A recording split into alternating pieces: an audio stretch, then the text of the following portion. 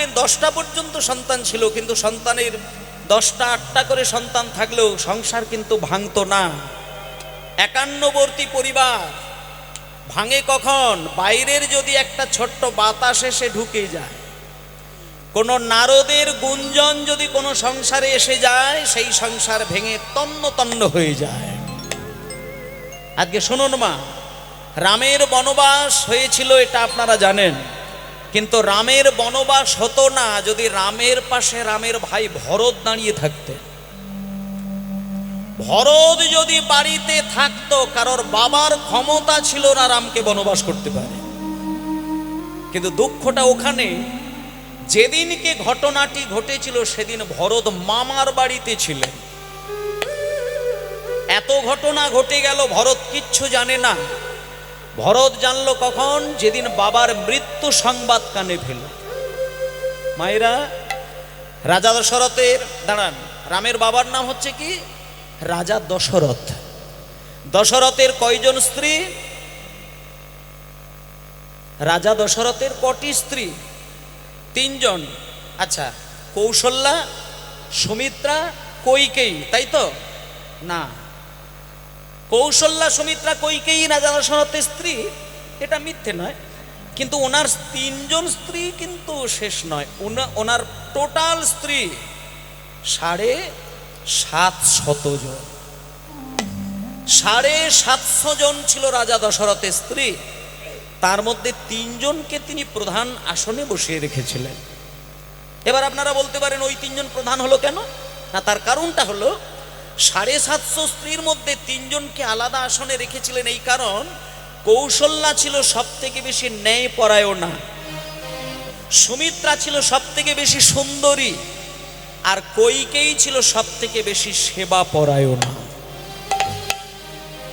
মানে স্বামীর সেবা করতে করতে যদি প্রাণ চলে যায় তাও ভালো, এটা কৈকেয়ী করতো, কিন্তু আর কেউ করতো না। কিন্তু মা, ওই কৈকেয়ী একদিন স্বামীর সেবা করতে যে রূপটা দেখিয়েছিল জগতের মাটিতে, যেটা 750 স্ত্রীর মধ্যে যেটা কেউ কোনোদিন করতে পারেনি। শুনুন মায়েদের একটা কথা বলি। একদিনকে রাজা দশরথের বুড়ো আঙুলের নখের আগায় একটা বিষাক্ত ভয়ঙ্কর পুঁজ রক্ত গলিত ফোঁড়া, যার দুর্গন্ধে রাজবাড়িতে কেউ রাত্রির কাটাতে পারে না। কিন্তু কবিরাজ ঠাকুর এসে বলেছিল, যদি তোমাদের কোনো প্রিয়জন তোমাদের স্বামীর এই দুর্গন্ধ গলিত পুঁজ রক্ত ফোঁড়াকে মুখ দিয়ে চুষে ভেতর থেকে লালা লাগিয়ে বাইরে বার করে দিতে পারে, পুঁজ রক্তগুলো, আর লালাটা ভেতরে লাগিয়ে দিতে পারে, তাহলে এই ফোঁড়াটা সারলেও সারতে পারে। কিন্তু এটা কেউ করলো না, নাকে চাপা দিয়ে বেরিয়ে গেল। কৈকেয়ী সেটা করেছিলেন। অবশেষে কৈকেয়ী এত সেবা করার পরে, এত সেবা করার পর যখন কৈকেয়ী রাজা দশরথের মন কিনে নিলেন, তখন কৈকেয়ীর মনে বিষ ঢালা শুরু করে দিলেন কৈকেয়ীর দাসী মন্থরা। মন্থরাই সর্বনাশটি করলেন। যেদিনকে রাম রাজা হবে বলে রামচন্দ্র, রাজা দশরথ অধিবাস করলেন রামের, যে রামচন্দ্র রাজা হবে, অভিষেক করলেন, সেদিনকে কৈকেয়ী একটা কাণ্ড ঘটিয়েছিলেন। রামের অভিষেক হচ্ছে, রাম রাজা হবে, কৈকেয়ী একটা কাল ঘটালো। কৈকেয়ী সেই দিন যে কথাটি বলেছিলেন, সেই কথার পরিপ্রেক্ষিতে রামচন্দ্র বনবাস হয়েছিল। রামের বনবাস 14 বছরের জন্য তিনি বাড়ি ছাড়া হবেন। একথা শোনার সঙ্গে সঙ্গে রাম যখন বেরিয়ে যাচ্ছে, তখন রামের নিজের জন্ম দেওয়া মা কৌশল্যা গিয়ে 1 বাটি দুধ হালকা গরম করে রামের মুখের সামনে ধরেছিল। কিন্তু মা, রামের মুখের সামনে তার মা দুধ খেতে ধরেছেন, কিন্তু কৈকেয়ী সেটা সহ্য করতে পারলো না বলে ছুটে গিয়ে তার মুখ থেকে দুধের বাটিটা ফেলে দিয়েছিলেন। কিন্তু রাম বনে চলে গেল। 14 বছর পরে রাম ফিরে এলো। 14 বছর পরে ফিরে এসে রাম যখন কৈকেয়ীকে প্রণাম করে মিষ্টি করে মা বলে ডাকলো, সেদিন কৈকেয়ী রামকে বুকে জড়িয়ে ধরে বলেছিল, রাম, তোর মতন ছেলে আমায় কথা দে বাবা, আমি যেন পরের জন্মে আমার এই পেটে ধরতে পারি। কারণ যে ছেলের মুখ থেকে দুধের বাটি ফেলে দিয়েছিলাম, আমি ভেবেছিলাম সেই ছেলে বোধহয় আমার প্রতিশোধ নেবে, কিন্তু তুই তোর মা কৌশল্যাকে মা আগে না বলে আমি তোর সৎ মা, তুই আমার পায়ে ধরলি, মা বললি, আমি যেন তোকে এই গর্ভে ধরতে পারি। সেদিন রাম বলেছিল, মা আমি কথা দিলাম আগামী জন্মে যখন কৃষ্ণ হয়ে জন্ম নেব আমি তোমার গর্ভেই জন্ম নেব, কিন্তু এটাও বলে রাখলাম তোমার গর্ভে জন্ম নেব কিন্তু তোমার স্তনদুগ্ধ পান আমি করব না। কারণ যে মা সন্তানের মুখ থেকে একবার দুধের বাটি ফেলে দিয়ে আনন্দ করে, সেই মায়ের জীবনে কোনো জন্মে ক্ষমতা হবে না সন্তানকে দুগ্ধপান করানোর। তাই সেই কইকেই পরের জন্মে হয়েছিল কৃষ্ণের মা দেবকী, কিন্তু তার দুধ খায়নি। আর যেহেতু এখানে রাম বনে চলে গেল, 14 বছর পরে পরাজিত হয়ে ফিরে আসবে, তখন ইতিমধ্যেই কিন্তু রাজা দশরথের মৃত্যু হয়েছিল। এবার এই যে মৃত্যু সংবাদ, এটা যখন ভরতের কাছে গেল, তখন ভরত ছুটে এসে দেখল দাদার বনবাস। এই হলো ঘটনা মায়েরা। এই যে আজকে ভরত, এই যে ভরত যিনি দাদার জন্য পাগল, সেই ভরত পরের জন্মে কৃষ্ণের প্রিয় বন্ধু সুদামা। শোনেন, সত্যযুগে যিনি নারায়ণ, ত্রেতা যুগে যিনি সত্যযুগে যিনি প্রদ্যুম্ন, ত্রেতা যুগে যিনি ভরত, দাপর যুগে তিনিই হলেন কৃষ্ণের প্রিয় বন্ধু সুদামা। আর সেই সুদামা কলিযুগে দ্বাদশ গোপালের এক গোপাল, যার নাম হলো সুন্দরানন্দ পণ্ডিত। তাহলে আপনাদের কাছে আমি 4 যুগের সুদামার বর্ণনা দিলাম।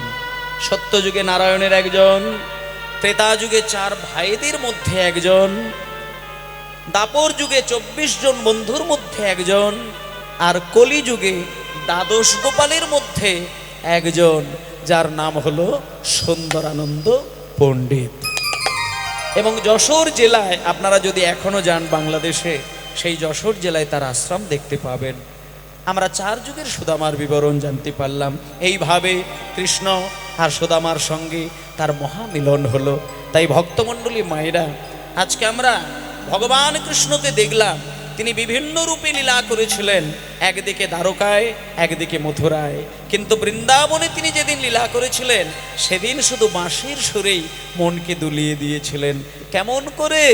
এই গানটা খুব সহজ একটি ছন্দের গান, মনে করলেই গাওয়া যায়, কিন্তু ভক্তি বিশ্বাস দিয়ে যদি প্রত্যেক দিন সকালবেলায় পরম ব্রহ্মকে লাভ করার ব্যাকুল প্রার্থনায় ব্রহ্ম মুহূর্তে যদি এই গানটাকে গাওয়া যায়, যে কোনোভাবে গাইতে পারেন। বাড়ির পরিবেশ তো সব জায়গায় সমান থাকে না। আপনি হয়তো ভগবানকে ডাকতে ভালোবাসেন, কিন্তু আপনার স্বামী হয়তো ভগবানকে ডাকতে ভালোবাসেন। তাহলে এই ক্ষেত্রে কি আপনি ভগবানের নাম করবেন না? শোনেন, কারোর কোনো বাড়ির ক্ষেত্রে হয়তো স্বামী ভালোবাসে তো স্ত্রী ভালোবাসে না, স্ত্রী নাম করতে ভালোবাসে তো স্বামী রেগে যায়, কি স্বামী স্ত্রী ভালোবাসে তো তার ছেলে পছন্দ করে না, কি সবাই ভালোবাসে শাশুড়ি মাও পছন্দ করে। এই ক্ষেত্রে ভগবানের নাম বন্ধ হবে না। 3 রকম ভাবে ভগবানের নাম করা যায়। যদি মনে হয় যে আমি উচ্চ ঈশ্বরের নাম করলে আমার বাড়ির কোনো ব্যক্তি তাতে অশান্তি করবে, তাহলে তোমাকে উচ্চ ঈশ্বরের নাম করতে হবে না, তুমি ফিসফিস করে ঠাকুর ঘরে বসে নাম করো। যদি মনে হয় ফিসফিস করে নাম করারও আমি পরিবেশ পাচ্ছি না, তাহলে সব কিছু ছেড়ে দাও, শুধু মনে মনে নাম করে যাও। যেটা থাকার প্রয়োজন সেটা হলো ভেতরে অফুরন্ত ভক্তি, বিশ্বাস আর ভালোবাসা।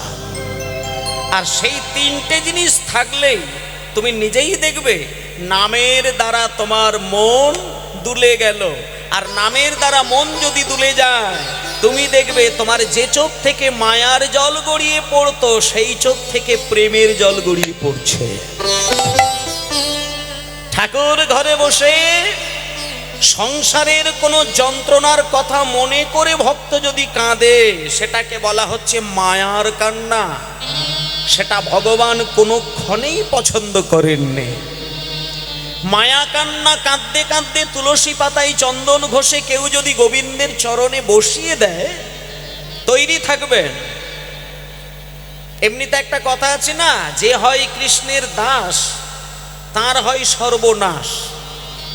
কিন্তু এটা ভেবে যদি কোনো কৃষ্ণ ভক্ত মনে মনে চিন্তা করেন যে কৃষ্ণের দাস হলে যদি সর্বনাশ হয়ে যায় তাহলে আমার কৃষ্ণের সেবা করা দরকার নেই, এটা যদি মনে করেন তাহলে আপনার আরো বেশি সর্বনাশ হবে। কারণ বিষয় আসক্ত বেড়ে গিয়ে কেউ যদি পরমার্থকে লাভ করতে গিয়ে বাধা বিপত্তি জর্জরিত হয়ে যায়, ওই ব্যক্তির অনাসক্তিতে পরিণত করার জন্য, বিষয়ের প্রতি আসক্তি নষ্ট করার জন্য গোবিন্দ ছুটে আসেন।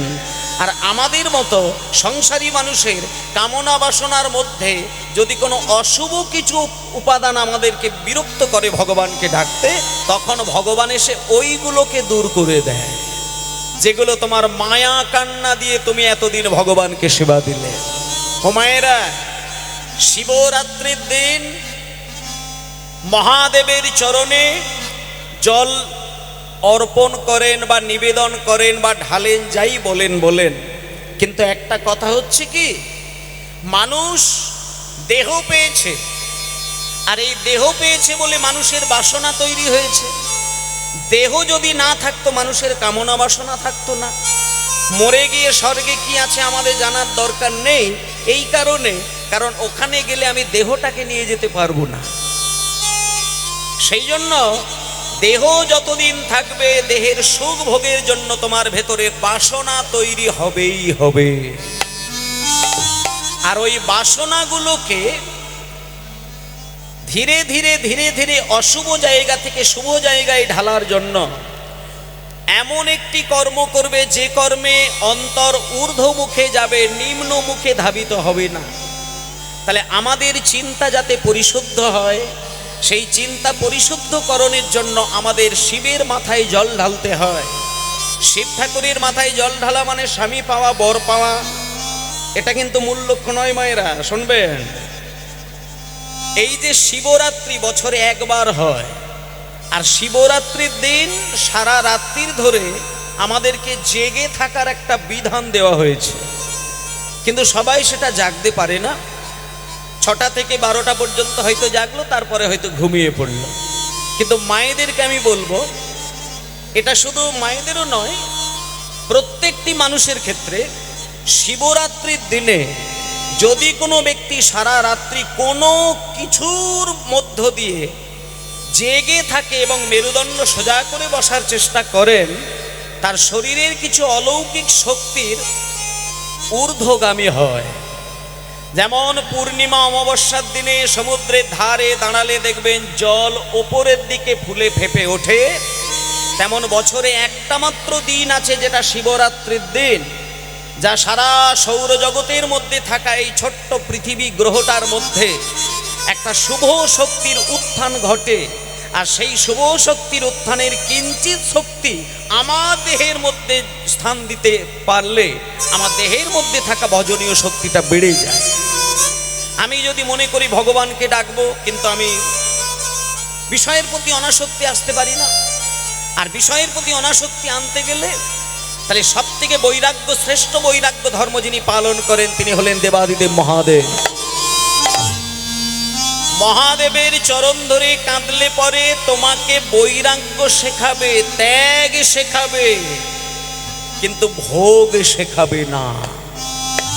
যার কারণে নারীদেরকে বলা হয়েছে, তোমরা শিবের মস্তকে যেদিনকে জল ঢালবে, শিব ঠাকুরের কাছে কেঁদে কেঁদে বলবে, বাবা শিব, তুমি আমার বাড়ির প্রত্যেকটি মানুষের মধ্যে বৈরাগ্য চেতনাটাকে বাড়িয়ে দাও।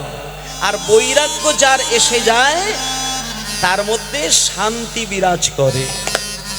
আপনি খেয়াল করে দেখবেন, আপনি যদি কোনো কিছুতে সুখ পান বা যন্ত্রণা পান, তাহলে জানবেন সেটা আপনার বৈরাগ্যের অভাব থেকে এসেছে। যদি কোনো কিছু যন্ত্রণায় ভুগছেন তো তাহলে জানবেন সেটা বৈরাগ্য নেই, ত্যাগ নেই, ভোগের তীব্র বাসনায় জর্জরিত, তারই প্রকাশ দুঃখ, জ্বালা, যন্ত্রণা, বিরহ, বেদনা। আর এইগুলো থেকে নিজেকে বেরিয়ে আসার একমাত্র দেবতা তিনি হলেন পরম বৈষ্ণব। তিনি 12 জন শ্রেষ্ঠ বৈষ্ণবের মধ্যে একজন শ্রেষ্ঠ বৈষ্ণব, তিনি হলেন দেবাদিদেব মহাদেব। ওই দিন যদি তুমি, শিবরাত্রির দিন যদি তুমি শুয়ে কাটাও, তাহলে তোমার ভেতরে থাকা অসংখ্য শক্তি হারিয়ে যায়। তাই আগামী দিন মহাদিন, সেই মহাপবিত্র দিনে যে কোনোভাবে আপনারা, আজকে তো রাত্রির জাগছেন, কিন্তু চেষ্টা করবেন শিবরাত্রির দিনটা যে কোনো উপায়ে জেগে থাকা।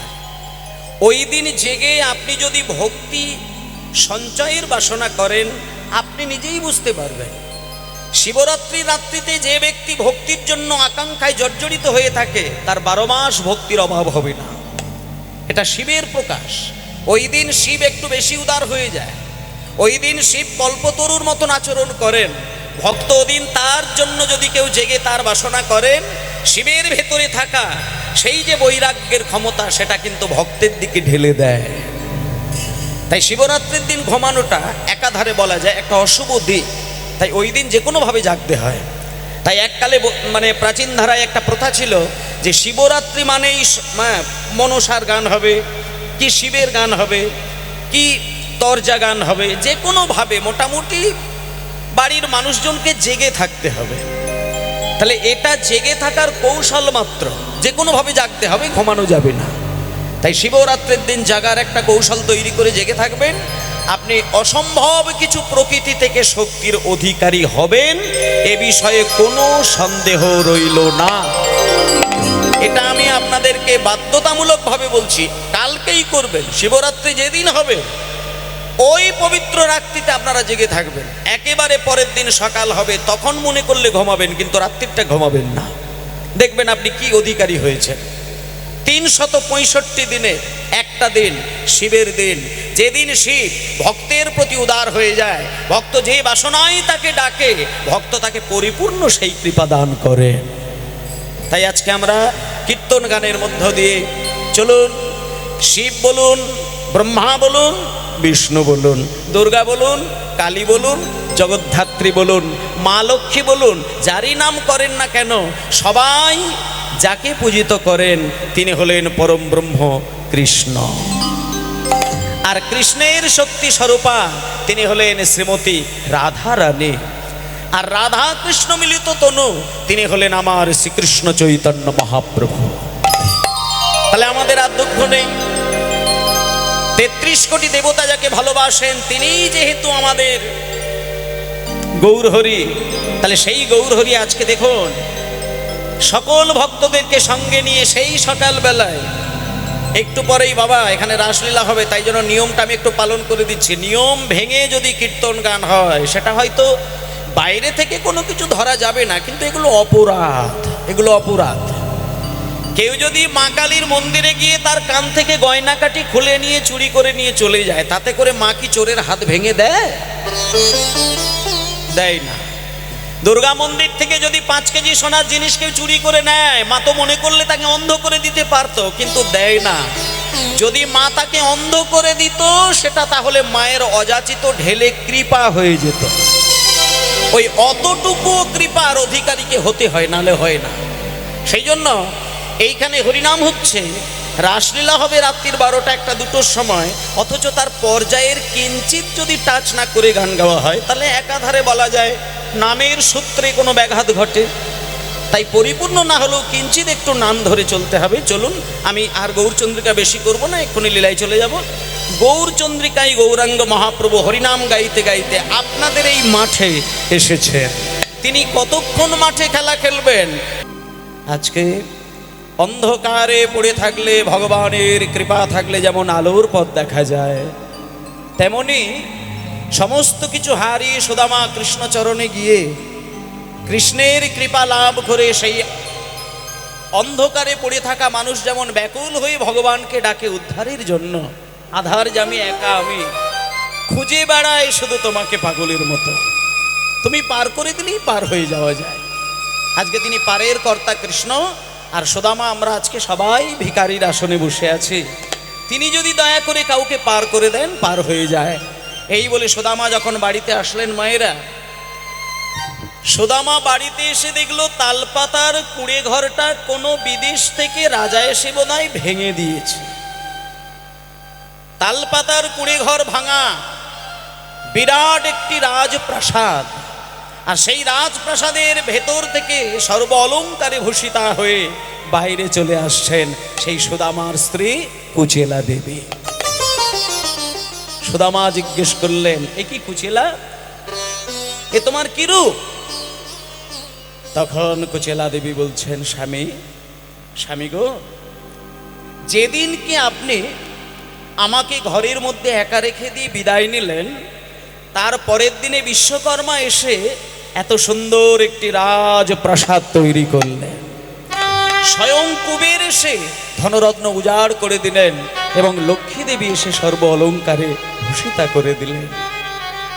এইভাবে কৃষ্ণ আর সুদামা, কৃষ্ণের কাছ থেকে সুদামা বিদায় নিয়ে বাড়িতে আসার পরে ভগবানের কৃপায় অসম্ভব সম্ভব হতে পারে। আমরা প্রাকৃত জগতের মালিক হলেও অপ্রাকৃত জগতের মালিক আমরা হতে পারি না। অপ্রাকৃত জগতের মালিক হতে গেলে কৃষ্ণকে সঙ্গে নিতে হবে। তাই ভক্তমণ্ডলী মায়েরা, আজকে যে সুদামার ঘটনা আমরা শুনলাম, এই সুদামা সত্যযুগে 4 নারায়ণের মধ্যে এক নারায়ণ ছিলেন। সত্যযুগে নারায়ণ ঠাকুর একজন ছিলেন না, 4 জন ছিলেন। বৈকুণ্ঠ লোক একটি, কিন্তু দরজা ছিল 4টে, এবং চারদিকে 4 নারায়ণের মূর্তি ছিল। নারায়ণ 4 জন, একজনের নাম বাসুদেব, একজনের নাম শঙ্কর্ষণ, একজনের নাম প্রদ্যুম্ন, আর একজনের নাম হলো অনিরুদ্ধ। এটা হলো 4 বিষ্ণুর নাম। এবার সেই 4 বিষ্ণু যখন ত্রেতা যুগে আসলো, তখন বাসুদেব হয়ে গেল রাম, শঙ্কর্ষণ হয়ে গেল লক্ষ্মণ, প্রদ্যুম্ন হয়ে গেল ভরত, আর অনিরুদ্ধ হয়ে গেল শত্রুঘ্ন। এইবার দেখুন, 4 নারায়ণের মধ্যে যিনি প্রদ্যুম্ন, সেই প্রদ্যুম্নই হয়ে গেল ত্রেতা যুগে ভরত, আর সেই ভরতই হলো দাপর যুগের প্রিয় বন্ধু সুদামা। ভরতের মতন তো ভাই হয় না মা ও মায়েরা। ভরতের মতো ভাই যদি কোনো সংসারে একটা জন্ম নেয়, আমরা অনেক দেখেছি, কোনো কোনো পরিবারে দেখবেন 5টা করে বাবার ছেলে থাকে, 10টা করেও ছেলে থাকে। এখন যদিও একটা সন্তানই যথেষ্ট, কিন্তু এককালে 6টা 7টা 8টা করে মায়েদের ছেলে মেয়েরা হতো। আমার নিজেরই, আমার বাবার আমরা 3 সন্তান, আমরা 3 সন্তান। তা কোনো পরিবারে যখন বাঁশি বেজে উঠল, বাঁশির সুরে সবাই এক এক করে এক জায়গায় একত্রিত হইল। ও মায়েরা, বাঁশির সুর শুনে সবাই যে যেখানে ছড়িয়েছিল সকাল থেকে, যাকে যেখানে ছড়িয়ে রেখেছিলেন ভগবান, বাঁশির সুর বাজা মাত্র যে যার সঠিক জায়গায় চলে এলো। কিন্তু একজন আসতে পারল না। সদ্যজাত শিশুকে যদি কোথাও অন্য ঘরে কেউ শুইয়ে দিয়ে আসে, সে কি একা একা আসতে পারে? সম্ভব নয়। তা ভগবান কৃষ্ণ আজকের দিনে একটা সদ্যজাত শিশু, যেটা হলো একটা ছোট্ট বাছুরি, সেই বাছুরিটাকে একটা কদম্ব বৃক্ষের তলায় দাঁড় করিয়ে দিয়ে 2টো কানে মিষ্টি মিষ্টি করে কৃষ্ণ বলে এসেছিল, ওরে বাছুরি, এই দি কদম গাছের তলায় তোকে আমি বসিয়ে রেখে দিয়ে গেলাম, তুই কদম গাছের তলা ছেড়ে বাইরের দিকে যেন যাস না, যাবি না কোনোদিন, তুই ছোট্ট, তুই শিশু, কিচ্ছু জানিস না। যখন বিকেল বেলা সময় হবে, আমি তোর নাম ধরে শুধু একবার বাঁশি বাজাবো, তখন তুই চলে আসবি। কিন্তু মা, অবাধ্য বাছুরি কদম গাছের তলা ছেড়ে ছেড়ে যেই না এক পা করে একটু দূরে গেছে, দেখে কি সুন্দর মিষ্টি ঘাস, আরো এগিয়েছে, আরো মিষ্টি ঘাস, আরো এগিয়েছে আরো মিষ্টি ঘাস। মিষ্টি ঘাসের লোভে লোভে লোভে লোভে ওই ছোট্ট বাছুরি একটা গভীর জঙ্গলের মধ্যে হারিয়ে গেল। শোনুন মা, গভীর জঙ্গলে হারিয়ে গেল। আর এখানে বিকেল বেলায় সন্ধ্যার সময় যেই কৃষ্ণের বাঁশি বেজে উঠল, ওরে মঙ্গলি রে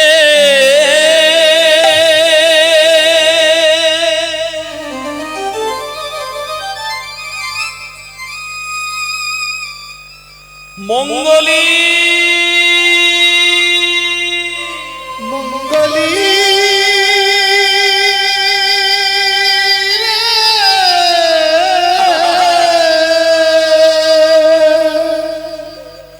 মায়েরা শোনেন শোনেন,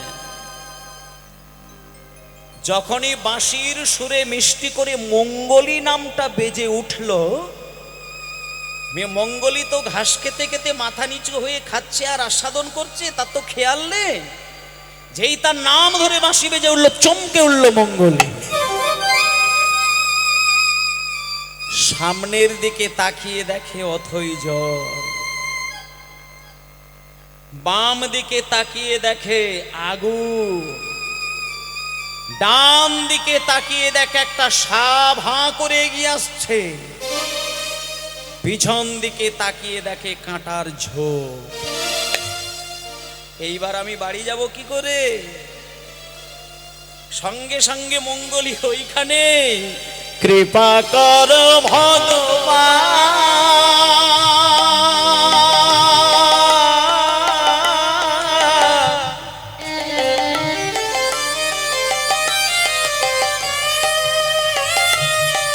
কৃপা কর ভগবান, কৃপা কর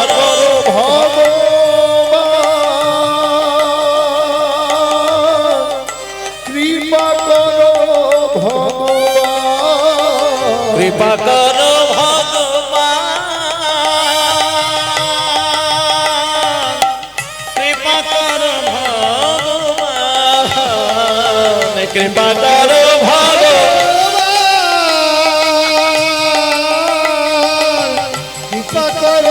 ভগবান।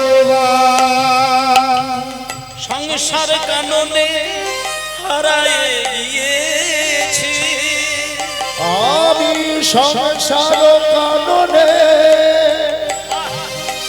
হারায়ে গিয়েছি, সংসার কাননে হারায়ে গিয়েছি, সংসার কাননে হারায়ে গিয়েছি, করমরে পরিত্রাণ,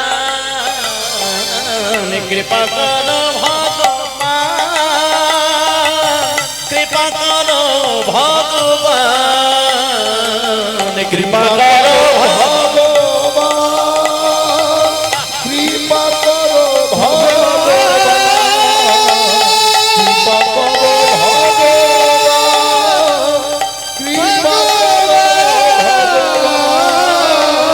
কৃপা কর ভগবান, কৃপা কর ভগবান, কৃপা কর ভগবান, কৃপা কর ভগবান।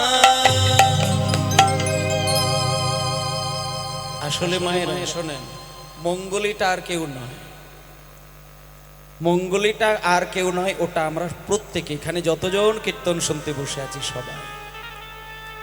ভগবান আমাদেরকে ভক্তিরূপী কদম গাছের তলায় বসিয়ে রেখে দিয়ে আমাদেরকে কিন্তু ভগবান বলেছিলেন, ওরে খোকা, ভক্তিরূপী কদম গাছের তলা ছেড়ে বাইরে যেন কোথাও যাস না। কিন্তু আমরা মিষ্টি ঘাস, এখানে মিষ্টি ঘাস বলতে কি, বিষয়, বিষয়রূপী মিষ্টি ঘাসের লোভে লোভে লোভে লোভে সংসার রূপী গভীর জঙ্গলে আমরা হারিয়ে গেলাম। সামনের দিকে জলটা হচ্ছে, জলটা হলো কামনা বাসনা, একদিকে আগুন হলো আমাদের জীবনের ত্রিতাপ জ্বালা, আর একদিকে যে সাপ হাঁ করে এগিয়ে আসছে এটা হলো জম। আর পিছন দিকে কাঁটার ঝোপ, এটা হলো 5 রকমের অহংকার। এইবার আমরা কি করে ভগবানকে ডাকি? কিন্তু মা শোনেন, একটা কথা বলি, কোনো বাবা যদি তার 5 বছরের ছেলের হাত ধরে কোনো দূরে কোনো মেলা দেখতে যায় না, মেলা দেখতে দেখতে যদি রাত্রির 12টাও বেজে যায়, ছেলে কিন্তু কোনো চিন্তা করে না সঠিক সময়ে ট্রেন ধরতে পারবো কিনা, বাস পাবো কিনা, অটো পাবো কিনা, বাড়ি ফিরতে পারবো কিনা। এটা 5-7 বছরের ছেলে কিন্তু চিন্তাই করে না। কেন জানেন? কারণ ছেলে একটা জিনিস পরিষ্কার, বাবা যখন আমাকে হাতে ধরে বাড়ি থেকে বার করে মেলায় এনেছেন, যেন তেন প্রকারে বাবা আমাকে ঘরে ঠিক পৌঁছে নিয়ে যাবে। তা বাবার হাত ধরে ছেলে মেলা এলে ছেলে যেমন নিশ্চিন্ত মনে মেলা দেখে, তেমন সংসার মেলায় আমরা এসেছি। সংসারের হাজার মানুষকে ভালোবাসতে বাসতে আমরা যদি ভগবানকে ডাকতে ভুলেও যাই, সময় যেদিন হবে ভগবান নিজে এসে হাত বাড়িয়ে তাকে কোলে করে নিয়ে ঘরে নিয়ে যাবে। তা মাগো, মঙ্গলীর নাম ধরে বাঁশি বাজালো, মঙ্গলী আসতে পারলো না। তখন গোবিন্দ কাঁদতে কাঁদতে ডাকতে ডাকতে ছুটে গেল, মঙ্গলী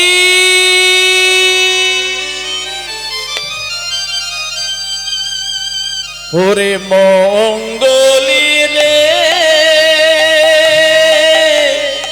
ওরে মঙ্গলী, মঙ্গলী রে, ওরে মঙ্গলী। বাবা, এই যে একটা কথা বললাম না, একদিকে জল, একদিকে আগুন, আর একদিকে ওই সাপ, আর পিছন দিকে কাঁটার ঝোপ। যখন ওই আজকে জন্ম নেওয়া সদ্যজাত বাছুরিটা পথ হারিয়ে এইভাবে চারিদিকের মাঝখানে পড়ে গেছে, কৃষ্ণ নিজে ছুটে গিয়ে কাঁটার ঝোপের আড়ালে গিয়ে দাঁড়িয়েছে। কাঁটার ঝোপের ভেতর থেকে মঙ্গলীকে দেখতে পাচ্ছে, আর ভেতর থেকে মঙ্গলী চিৎকার করে বলছে, ঠাকুর তোমার তো 9 লক্ষ গরু, তোমার 9 লক্ষ গরু, আমার মতো যদি একটা বাছুরি হারিয়ে যেত বা মরে যেত, তাতে তোমার কি যায় ঠাকুর? তুমি আমাকে বলেছিলে কদম গাছের তলা ছেড়ে বাইরে কোথাও যাস না, কিন্তু তোমার কথা তো শুনিনি ঠাকুর। আমি না হয় মরে যেতাম, বাঘ সিংহ এসে আমাকে চিবিয়ে চিবিয়ে ছিঁড়ে ছিঁড়ে খেত, তুমি কষ্ট করে কাঁটার আঁচড় খেতে খেতে কেন এলে ঠাকুর? তখন কৃষ্ণ বলছে, ওরে মঙ্গলী, হাতের 5টা আঙ্গুলের একটা আঙ্গুল কেটে গেলে তার কি ব্যথা লাগে না রে? মায়ের 10টা ছেলের মধ্যে একটা সন্তান মরে গেলে মা কি কাঁদে না? তুই আমার সঙ্গে চল। এই বলে মঙ্গলীকে কোলে করে নিয়ে কাঁটার আঁচড় খেতে খেতে যখন বাড়িতে এসেছে, তখন শ্রীদাম সুদাম দাম্ব সুদাম কৃষ্ণকে দেখে বলছে, এই কানাই, তো সারা গায়ে কাঁটার দাগ, আমরা বাড়িতে গিয়ে কি বলবো? তখন কৃষ্ণ বলছে, ওরে শ্রীদাম, ওরে সুদাম, কাঁটার জন্য চিন্তা নেই। এই ব্রজের ধুলো যদি একবার মাথা থেকে পা পর্যন্ত আমার গায়ে একবার মাখিয়ে দিস না, সব কাঁটার দাগ মিশে যাবে। কেন জানিস? এ যে ধুলা নয়, ধুলি নয়, গোপী পদ রেণু, এ যে ধুলা নয়, হরি হরি বল, গোপীর পদ রে, এ যে ধুলা নয়, ধুলি নয়, গোপীর পদ রে, এ যে ধুলা নয়, ধুলি নয়, গোপী পদ রেণু, এ যে ধুলা নয়, ধুলি নয়, গোপীর পদ রে। আবার সেই ধুলা গায়ে মাখে নন্দের বেটা কানু, আবার সেই ধুলা গায়ে মাখে নন্দের বেটা কানু, আবার সেই ধুলা গায়ে মাখে নন্দের বেটা কানু। আমায় সাজায়ে দে না ভাই, সাজায়ে দে না ওই ব্রজের ধুলা গায়ে মেখে সাজায়ে দে না ভাই, ওই ব্রজের ধুলা গায়ে মেখে সাজায়ে দে না ভাই, ওই ব্রজের ধুলা গায়ে মেখে ত্রিতাব জ্বালা জুড়াইবে, হরি হরি হরি বল, ত্রিতাব জ্বালা জুড়াইবে, ব্রজের ধুলা গায়ে মেখে ত্রিতাব জ্বালা জুড়াইবে, ধুলা গায়ে মেখে ত্রিতাব জ্বালা জুড়াইবে, ব্রজের ধুলা গায়ে মেখে ত্রিতাব জ্বালা জুড়াইবে, ব্রজের ধুলা গায়ে মেখে সাজায়ে দে না ভাই, সাজায়ে দে না ভাই।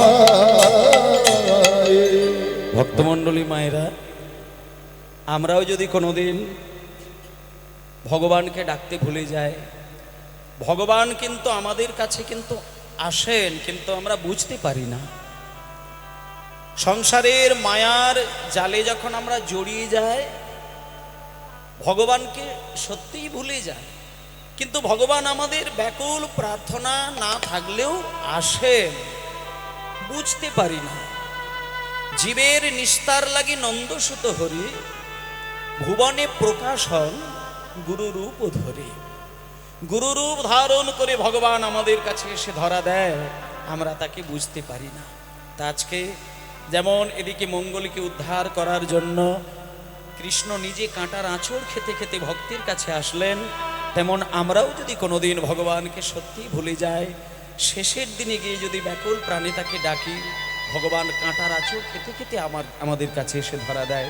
তাই জন্য বলছে, শ্বেত কান্তি অনুপম আগে ধায় বলরাম, শ্বেত কান্তি অনুপম আগে ধায় বলরাম, আর শেষ চলে ডাইনে বামে, আর শিশু চলে ডাইনে বামে, আর শেষ চলে ডাইনে বামে, শিশু চলে ডাইনে বামে। শ্রীদাম সুদাম পাছে ভালো সভা করিয়াছে, শ্রীরাম সুদাম পাছে ভালো শোভা করিয়াছে, তার মাঝে নব ঘন শ্যাম, মাঝে নব ঘন শ্যাম, তার মাঝে নব ঘন শ্যাম, তার মাঝে নব ঘন শ্যাম।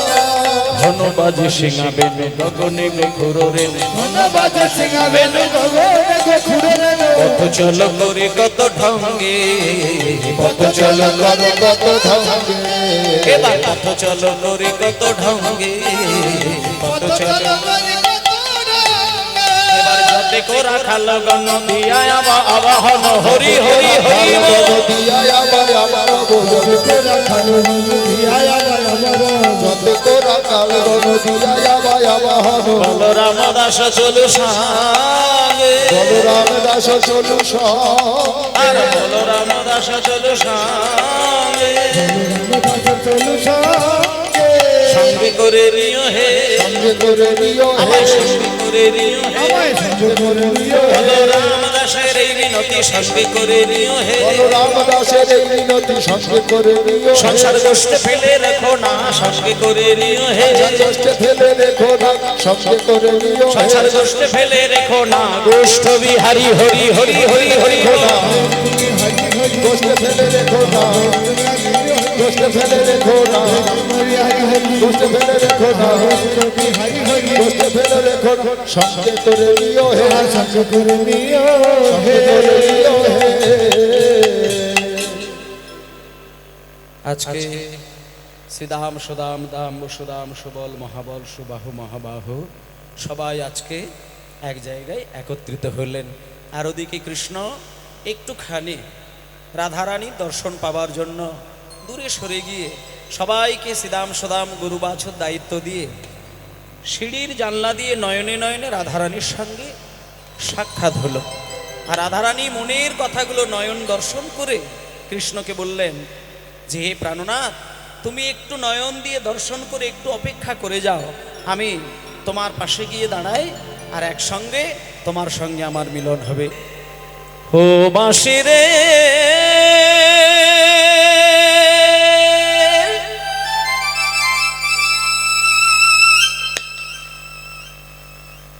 ও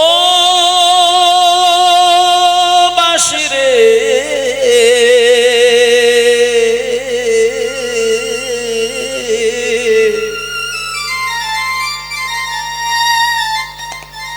ও বাঁশি রে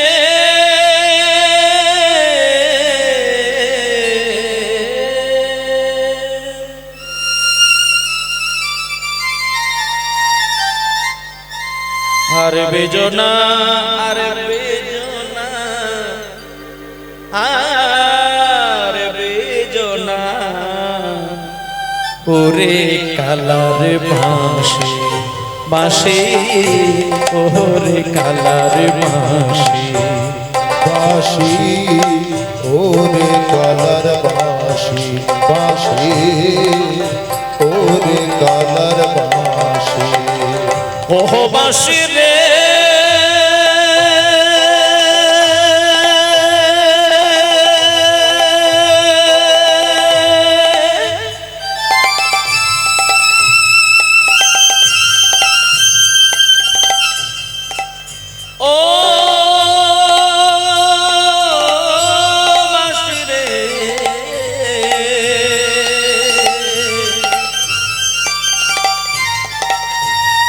বাঁশি রে,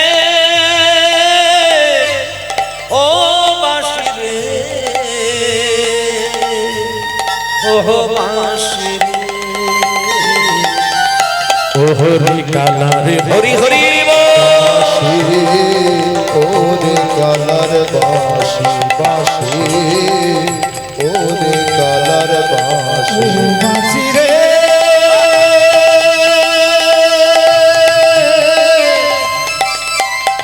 বাঁশি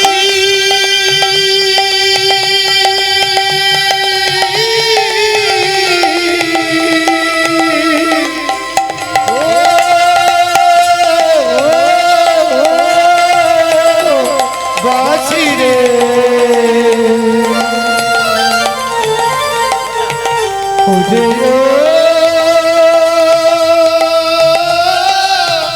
কালার বাঁশি রে কোনে বাঝারে ছিলা বাঁশি রে, কোন বাজারে ছিলা বাঁশি রে যদি সেই ঝাড়ে নাগাল পাই, যদি সেই ঝাড়ে নাগাল পাই, ঝাড়ে ডালে মূলে উপাড়িয়া,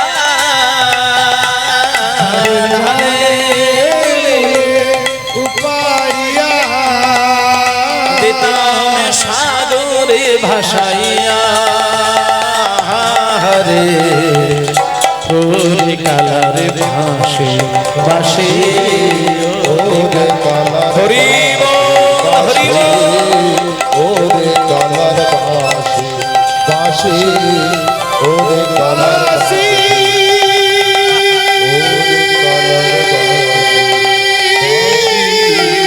ওরে কালার বাঁশি বাঁশি রে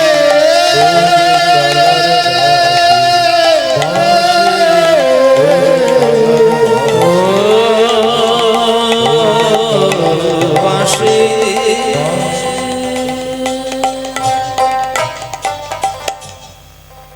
এইভাবে আসতে এই বলে নয়নে নয়নে দর্শন হলো এবং রাধারানীর বাসনায় একটুখানি সময় কৃষ্ণ দিলেন এবং তারপরে আবার যথারীতি কি বাবনাশয়ে আবত নন্দ দুলালি রে,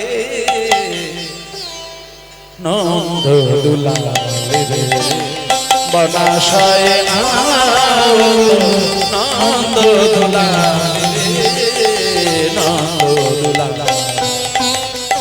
গোধূলি ধূসর শ্যাম তলে ধুলি ধূসর শ্যাম পলে আর আজান লম্বিত বনমাল রে, আজান লম্বিত বনমাল রে, আরে আজান প্রীত বনমাল রে আজানুল প্রীত বনমাল आरती कर नंद रानी बालक मुख हेरी हरि हरि बोल। आरती कर नंद रानी बालक मुख हेरी, आरती कर नंद रानी राधा रानी की, श्याम सुंदर की, वृंदावन धाम की, अपन अपन गुरुदेव की। हरि बोल हरि बोल हरि बोल हरि बोल।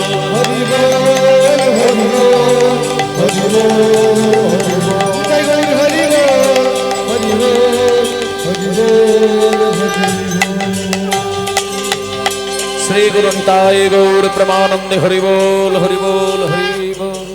পরবর্তী কীর্তনিয়া এসে গেছেন, ওনার কীর্তন আপনারা মন দিয়ে শুনবেন।